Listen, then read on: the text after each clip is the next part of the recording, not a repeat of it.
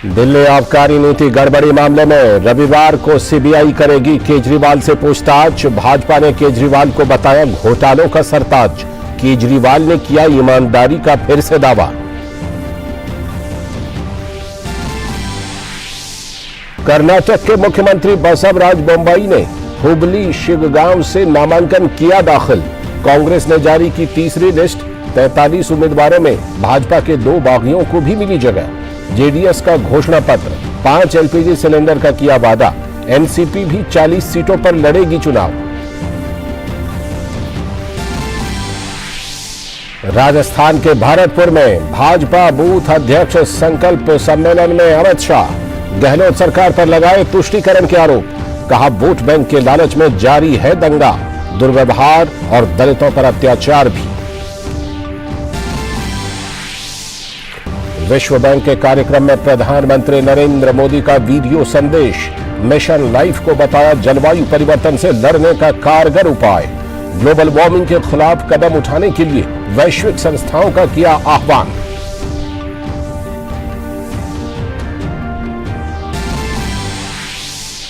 गृह मंत्रालय का ऐतिहासिक फैसला। सीएपीएफ के लिए हिंदी और अंग्रेजी के अलावा असमिया, कन्नड़, तमिल सहित 13 क्षेत्रीय भाषाओं में आयोजित होगी परीक्षा।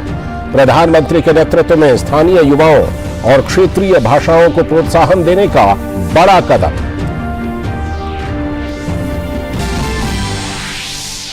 कोविड-19 की रफ्तार बढ़ी। बीते 24 घंटों में 10,753 नए मामले किए गए दर्ज।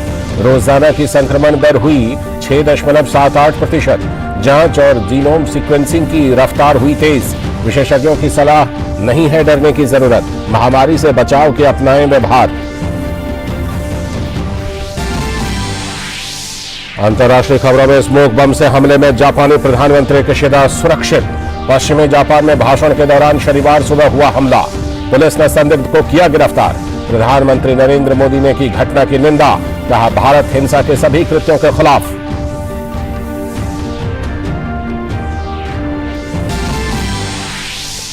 और आईपीएल में दिल्ली का नहीं खोला खाता। लगातार मिली 5वीं हार। रॉयल चैलेंजर्स बेंगलोर ने दी 23 रन से मात। विराट कोहली ने बनाए 50 रन।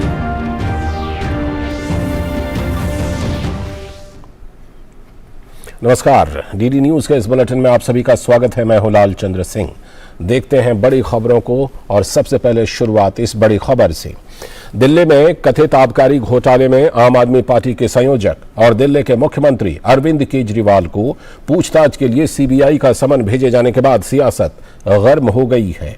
अरविंद केजरीवाल ने अपने ही स्टाइल में खुद को फिर से कट्टर ईमानदार होने का सर्टिफिकेट दे दिया, तो बीजेपी ने उनसे सवालों की झड़ी लगा दी। बीजेपी का कहना है कि अगर केजरीवाल ईमानदार हैं तो डर किस बात का, जांच पूरी हो जाने दें। दिल्ली की नई आबकारी नीति में गड़बड़ी के आरोप लगे।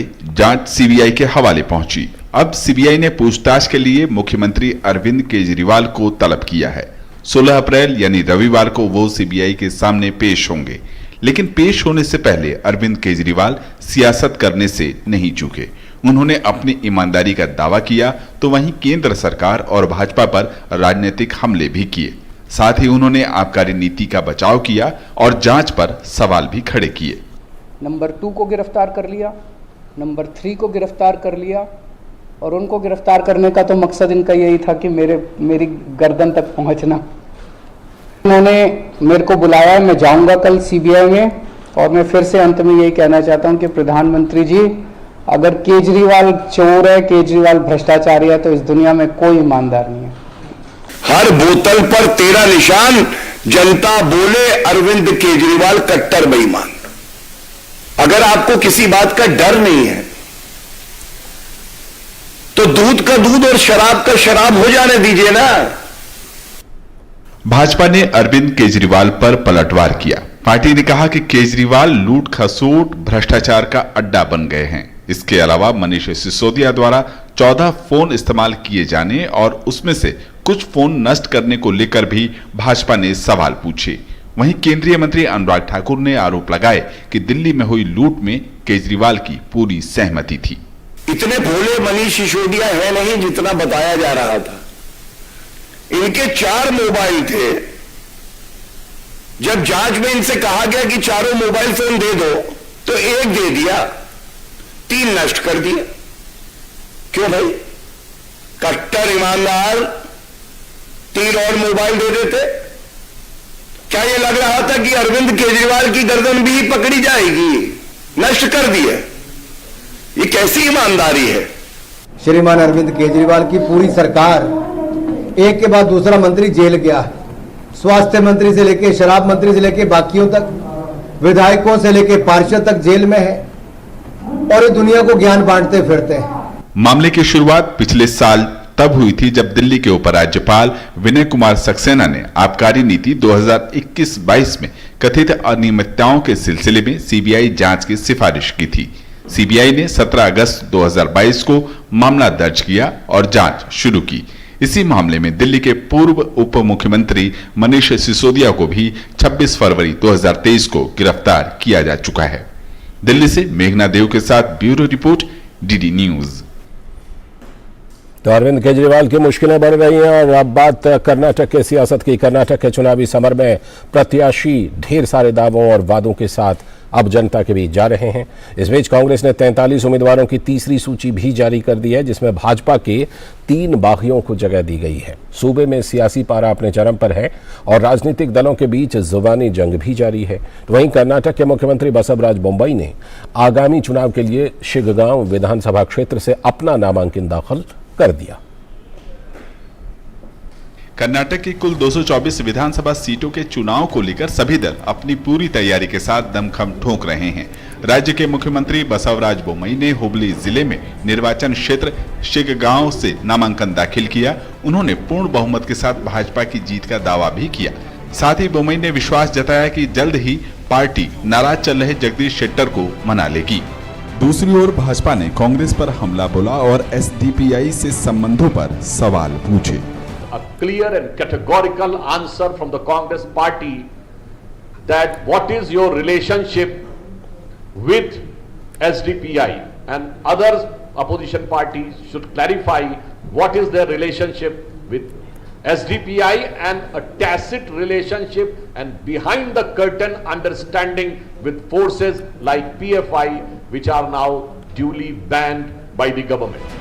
दूसरी ओर विपक्षी कांग्रेस ने 43 उम्मीदवारों की तीसरी सूची जारी कर दी है, जिसमें भाजपा के 2 बागियों को जगह दी गई है। बेलगांव के अथानी विधानसभा क्षेत्र से पूर्व उप मुख्यमंत्री लक्ष्मण सवादी को मैदान में उतारा है। हालांकि कांग्रेस को एक झटका राज्य में लगा जब महाराष्ट्र में सहयोगी एनसीपी ने कर्नाटक विधानसभा की 40 सीटों पर चुनाव लड़ने का ऐलान कर दिया। बीते विधानसभा चुनाव में एनसीपी ने कर्नाटक में 18 सीटों पर ही चुनाव लड़ा था।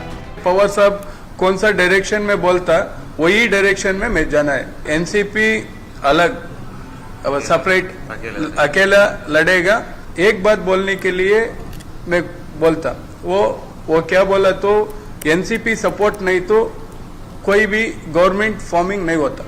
उधर जेडीएस ने अपना घोषणा पत्र जारी किया है। पूर्व प्रधानमंत्री और जेडीएस नेता एचडी देवगौड़ा ने 12 चुनावी वादों के साथ ये घोषणा पत्र जारी किया, जिसमें महिला सशक्तिकरण, 5 एलपीजी सिलेंडर मुफ्त देने का वादा और युवाओं के सशक्तिकरण का भी वादा किया गया है।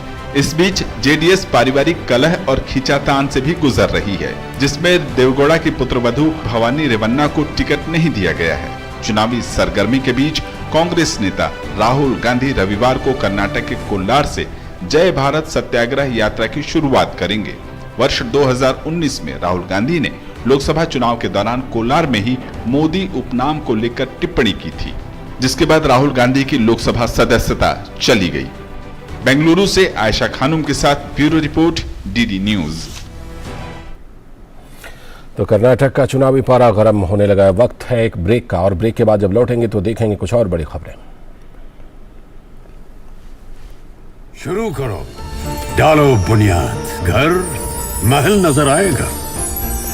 वंडर लाइए, वंडर अपनाइए, फर्क नजर आएगा। वंडर सीमेंट, फर्क नजर आएगा। ये है भुलक्कड़ भास्कर। भास्कर शर्ट। भास्कर, तुमने मेल तो भेज दी पर रिपोर्ट ही अटैच करना भूल गए। आज फिर से गीजर चलाना भूल गए। बहू, वो पीएनबी का नंबर क्या है? 1800 1800। पीएनबी का नया टोल फ्री नंबर 18001800। स्वच्छ जल और नारी का संघर्ष, दोनों का सदियों से संबंध रहा। पानी तो पहले भी था, कभी कांधों पर, कभी कमर पर, कभी माथे पर, कभी आंखों में। आजादी से लेकर 70 सालों तक केवल 3 करोड़ घरों में नल से आता पानी था। फिर छिड़ा एक जल आंदोलन। प्रधानमंत्री नरेंद्र मोदी ने संकल्प उठाया जल जीवन मिशन। 3 वर्षों में 11 करोड़ से अधिक घरों में अब नल से जल पहुंचने लगा है। स्कूलों, अस्पतालों, पंचायतों, आंगनबाड़ियों, देश की सरहदों, सभी जगह पहुंचा पानी। हर घर जल।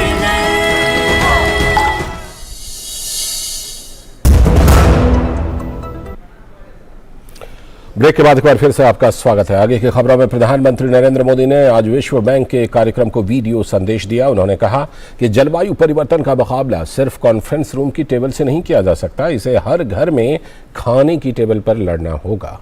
जब कोई विचार चर्चा टेबल से खाने की टेबल पर जाता है तो ये एक जन आंदोलन बन जाता है।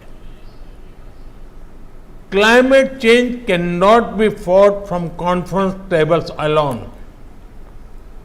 It has to be fought from the dinner tables in every home.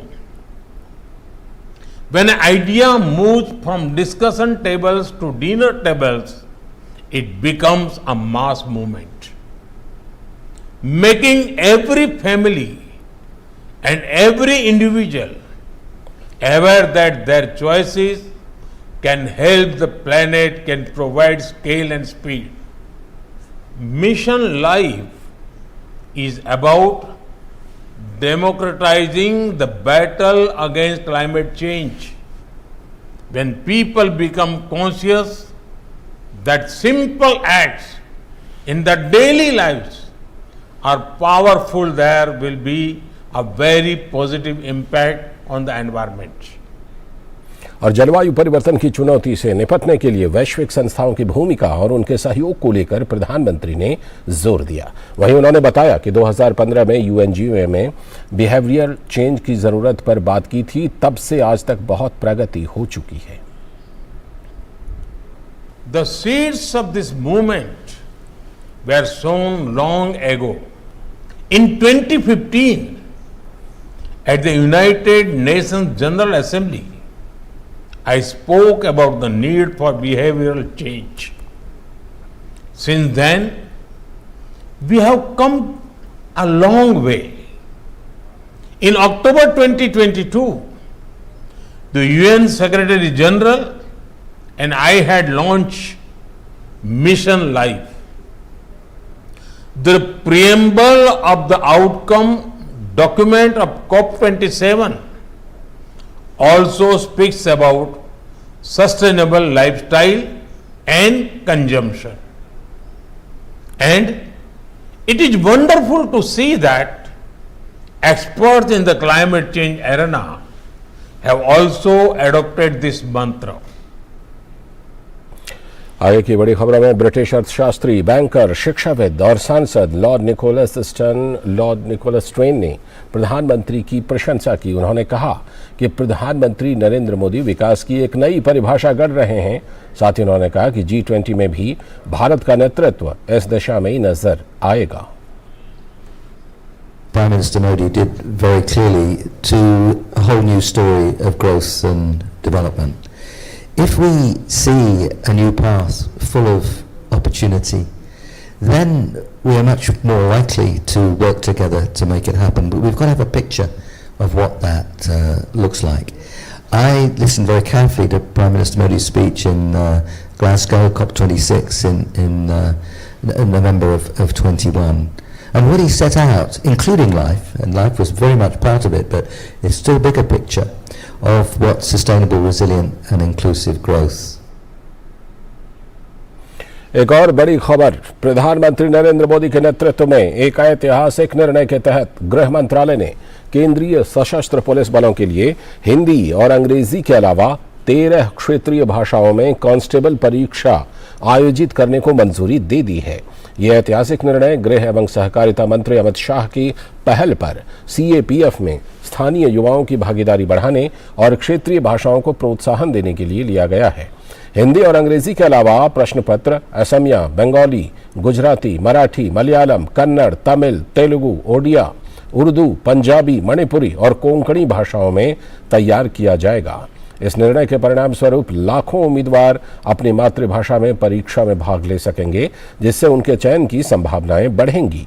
गृह मंत्रालय और कर्मचारी चयन आयोग कई भारतीय भाषाओं में परीक्षा के संचालन की सुविधा के लिए मौजूदा समझौता ज्ञापन से संबंधित एक परिशिष्ट पर हस्ताक्षर करेंगे। कांस्टेबल कर्मचारी चयन आयोग द्वारा आयोजित ये प्रमुख परीक्षाओं में से एक है, जिसमें देश भर से लाखों उम्मीदवार भाग लेते हैं। हिंदी और अंग्रेजी के अतिरिक्त 13 क्षेत्रीय भाषाओं में परीक्षा का आयोजन 1 जनवरी 2024 से होगा। इस निर्णय के बाद ये उम्मीद है कि राज्यों और केंद्र शासित प्रदेशों की सरकारें स्थानीय युवाओं को अपनी मातृभाषा में परीक्षा देने के इस अवसर का उपयोग करने और देश की सेवा में करियर बनाने के लिए बड़ी संख्या में आगे आने के लिए प्रोत्साहित करने के लिए व्यापक अभियान शुरू करेंगी। प्रधानमंत्री नरेंद्र मोदी के नेतृत्व और गृह एवं सहकारिता मंत्री अमित शाह के मार्गदर्शन में गृह मंत्रालय क्षेत्रीय भाषाओं के उपयोग और विकास के प्रोत्साहन के लिए कटिबद्ध है। अगली खबर, केंद्रीय गृह मंत्री और भाजपा के वरिष्ठ नेता अमित शाह ने राजस्थान के भरतपुर में बूथ अध्यक्ष संकल्प महासम्मेलन को संबोधित किया। उन्होंने राजस्थान की अशोक गहलोत सरकार पर जमकर हमले किए। अमित शाह ने गहलोत सरकार के तुष्टीकरण की नीति पर खूब प्रहार किया। उन्होंने कहा कि वोट बैंक के लिए दंगे और दुर्व्यवहार की जो छूट गहलोत सरकार दे रही है, उसे राजस्थान की जनता माफ नहीं करेगी। आपकी तुष्टीकरण की राजनीति का चप्पे चप्पे पर वोट देकर जवाब देगी। आप क्या समझते हैं चुप रहेगी राजस्थान की जनता? आपने वोट बैंक की राजनीति की पराकाष्ठा की है। माताओं, भाइयों, बहनों, ये सरकार 3 डी के आधार पर चलती है। पहला डी दंगे का डी है, दूसरा डी महिलाओं से दुर्व्यवहार का डी है और तीसरा डी दलितों पर अत्याचार का डी है। ये 3D सरकार राजस्थान की जनता अब नहीं रहने देगी। और अगले विधानसभा चुनाव में 2/3 बहुमत के साथ भाजपा की जीत का विश्वास व्यक्त करते हुए अमित शाह ने कहा कि 2024 में एक बार फिर सभी सीटें भाजपा को मिलेंगी। अमित शाह ने अशोक गहलोत और सचिन पायलट के बीच मची खींचतान पर भी चुटकी ली। गहलोत जी लड़ रहे हैं, उतरना नहीं चाहता। पायलट जी कहते हैं मैं बनना चाहता हूं। भैया काहे को लड़ रहे हो? सरकार तो भारतीय जनता पार्टी की बननी है। एक खामखा झगड़ा कर रहे हैं, जो चीज है ही नहीं उसके लिए लड़ रहे हैं। अरे पायलट जी, आप कितना भी करो आपका नंबर नहीं आएगा। आपका कंट्रीब्यूशन शायद जमीन पर थोड़ा गहलोत जी से ज्यादा हो सकता है, मगर कांग्रेस के खजाने में गहलोत जी का कंट्रीब्यूशन ज्यादा है। आपका नंबर नहीं लगेगा। वक्त है एक और ब्रेक का, और ब्रेक के बाद जब लौटेंगे तो देखेंगे कुछ और बड़ी खबरें।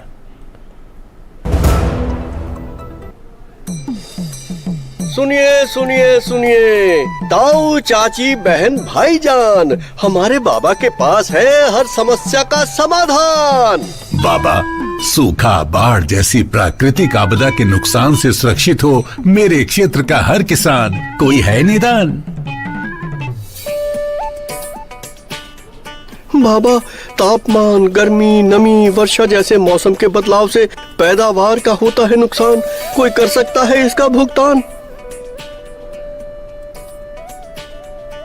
बाबा, मेरी गाय, भैंस, बकरियों को कुछ हुआ तो जाएगी मेरी भी जान। मेरा करो कल्याण। AIC से कृषि बीमा। जी हाँ, फसल और कृषि संबंधित हर क्षेत्र में AIC देता है संपूर्ण बीमा समाधान। फसल हो या कृषि संपदा, बीमा सुरक्षा हमारा वादा। भारतीय कृषि बीमा कंपनी AIC। ये है भुलक्कड़ भास्कर। सॉरी, भास्कर, ढक्कन लगाना भूल गया। भुलक्कड़ भास्कर, तुम्हें कहा था मेरे बेटे को घर ड्रॉप करवाना है और क्लाइंट को ऑफिस लाना है। आप में से किसी को पीएनबी का नंबर पता है? 1800 पीएनबी का नया टोल फ्री नंबर 1800 तुम माँ तो नहीं हो, पर तुमने मुझे नया जीवन दिया है। तुम डॉक्टर तो नहीं हो, पर तुमने मेरे बच्चे को रोगों से बचाया है। तुम टीचर तो नहीं हो, पर तुमने हमारे स्कूल में बच्चों की संख्या बढ़ाई है।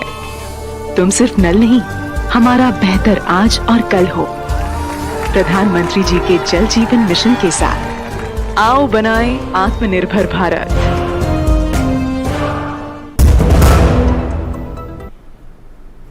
स्वागत है ब्रेक के बाद। आप देख रहे हैं डीडी न्यूज पर समाचारों का बुलेटिन। अगली खबर, पुलिस के साथ मुठभेड़ में मारे गए गैंगस्टर अतीक अहमद के बेटे असद को शनिवार को भारी सुरक्षा व्यवस्था के बीच दफना दिया गया।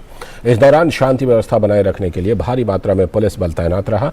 इसके साथ ही यूपी सरकार ने फिर दोहराया है कि प्रदेश में अपराधियों और अपराध के लिए जीरो टॉलरेंस की नीति जारी है। पुलिस के साथ मुठभेड़ में ढेर गैंगस्टर अतीक अहमद के बेटे असद को शनिवार को भारी सुरक्षा व्यवस्था के बीच दफना दिया गया। प्रयागराज में कब्रिस्तान के बाहर भारी पुलिस बंदोबस्त रहा। मुठभेड़ में मारे गए एक और शूटर गुलाम को एक और कब्रिस्तान में दफना दिया गया। असद के जनाजे में परिवार के सदस्य शामिल हुए। हालांकि अतीक की पत्नी और मृतक की मां शाइस्ता वहां मौजूद नहीं थी। मृतक के नाना ने दफनाने की प्रक्रिया को अंजाम दिया। गुलाम को जो है शिवकुटी में लेके गए क्रिमेशन के लिए, और यहाँ पे असद की बॉडी आई है। और वो जो है उनके जो भी रिश्तेदार हैं, एक नाना है उनके, उसके अलावा जो उनके साथ के रिश्तेदार हैं वो आए हुए हैं और वो क्रिमेशन की कार्रवाई करवा रहे हैं। इस बीच उत्तर प्रदेश के उप मुख्यमंत्री ब्रजेश पाठक ने कहा है कि राज्य में कानून व्यवस्था को चुनौती देने वालों से निपटा जाएगा। अपराध को देखा जाना चाहिए कि अपराधी है और कभी भी इससे कम्युनल बातें नहीं करनी चाहिए। प्रदेश में माहौल खराब करने का प्रयास कोई न करे। हम शुचिता के साथ, पारदर्शिता के साथ प्रदेश में कानून के राज को मेंटेन करेंगे। असद और गुलाम गुरुवार को यूपी के झांसी जिले में पुलिस की स्पेशल टास्क फोर्स के साथ मुठभेड़ में ढेर हो गए थे। ये दोनों उमेश पाल हत्याकांड में आरोपी थे और इन पर 5-5 लाख रुपए का इनाम था। मुठभेड़ के दौरान दोनों अपराधियों के पास से अत्याधुनिक विदेशी हथियार बरामद किए गए थे। Bureau report, DD news.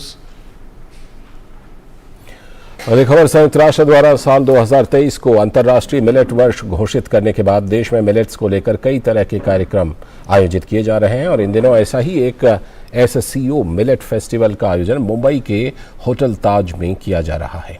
गौरतलब है कि इस साल SCO की अध्यक्षता भारत ही कर रहा है। गुरुवार की रात मुंबई के होटल ताज में मिलेट्स की रात रही। 5 देशों से आए शेफ ने यहाँ मिलेट्स के ऐसे व्यंजन परोसे कि यहाँ आए लोग उंगलियां चाटते रह गए। एक्चुअली इन्होंने भेल ट्राई किया है, भेल जैसा, but yum I think we should promote this not only in against of fast food to tell our kids that these are nutrition and much more tastier than the fast food. I think it's amazing. Trust me, don't ask me, have it, it's amazing. To me this nachini thing, it's a sweet and it is mouth-watering. I never ever tried nachini in my life, ever. मगर ये खा के देखो आप, trust me, ये nachini मैंने life में नहीं खाई है। मैं वापिस खाऊंगा, मैं 3 बार खाया, अभी एक खत्म करके वापिस खाऊंगा मैं। मौका था 13 से 19 अप्रैल तक चलने वाले SCO मिलेट्स फेस्टिवल के उद्घाटन का, जो केंद्रीय मंत्री श्रीपद नाइक के हाथों हुआ। नाइक ने मिलेट्स के महत्व पर प्रकाश डाला।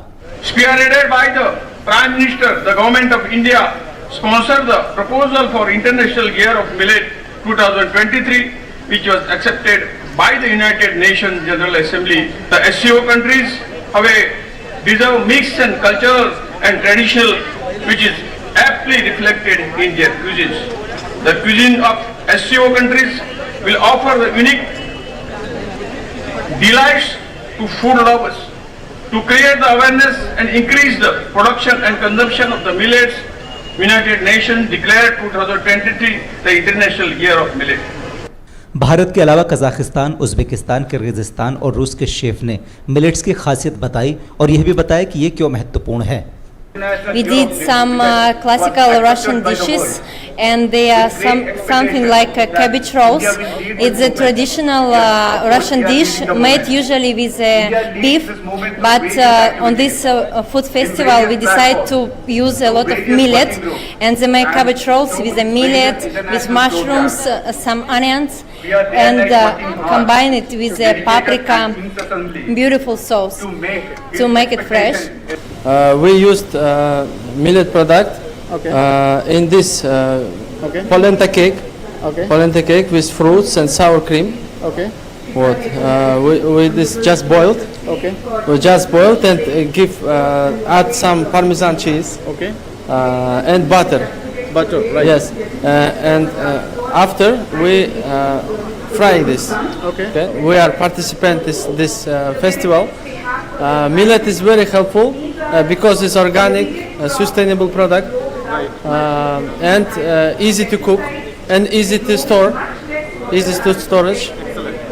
Yes, and this is too many kind to prepare to cooking. It's very best for chefs. Millet की जो सबसे इम्पोर्टेंट बेनिफिट है वो ये कि ग्लूटेन इंटॉलरेंस जिन लोगों को है, जो लोग वीट नहीं खा सकते, उनके लिए मिलेट जो है वो एक वरदान है।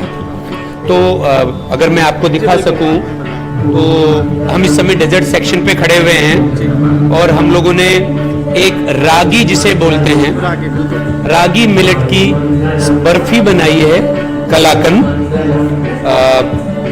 बेस्ट।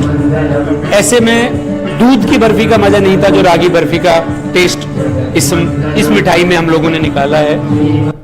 होटल ताज के सीनियर शेफ सुरेंद्र खामबरा ने इस फेस्टिवल की तैयारियों और खासियत के बारे में विस्तार से बताया। कुल मिला के इस रंगारंग शाम में जो मिलेट्स फूड फेस्टिवल यहाँ पे आयोजित किया गया है, हर एक जो एससीओ कंट्री वहाँ के रिप्रेजेंटेटिव्स यहाँ पे आए हैं और कोशिश ये की जा रही है कि किस तरीके से भारत ने जो इनिशिएटिव लिया और जिस तरीके से यूएन ने उसको डिक्लेयर भी किया, उसको दूर दूर तक फैलाया जाए और मिलेट्स को लेकर जिसमें भारत को काफ़ी महारत हासिल है उसको एक अच्छे तरीके से शोकेस किया जाए दुनिया के सामने। अपने सहयोगी नवीन पॉल के साथ मुकेश कुमार सिंह, दूरदर्शन समाचार, मुंबई। अगली खबर, लंदन में भारतीय उच्चायोग पर हमले की कड़ी आलोचना करते हुए United Kingdom House of Lords की सदस्य बैरोनेस वर्मा ने कहा कि ये अस्वीकार्य है कि किसी भी उच्चायोग पर हमला किया जाए। उन्होंने कहा कि सरकार ने घटना को गंभीरता से लिया है। Well, I think first of all it's unacceptable that any mission should be attacked, and and I'm glad that they've taken some very strong steps to making sure that that message is out there loud and clear. We will not tolerate the behaviour that was seen against any mission, and particularly a mission that I'm so closely connected with because of my own roots. But I know the government has taken it very seriously, the police have taken it exceptionally seriously, and I'm glad that there will be no tolerance of this kind of behaviour from anyone. इस bulletin में इतना ही। नमस्कार।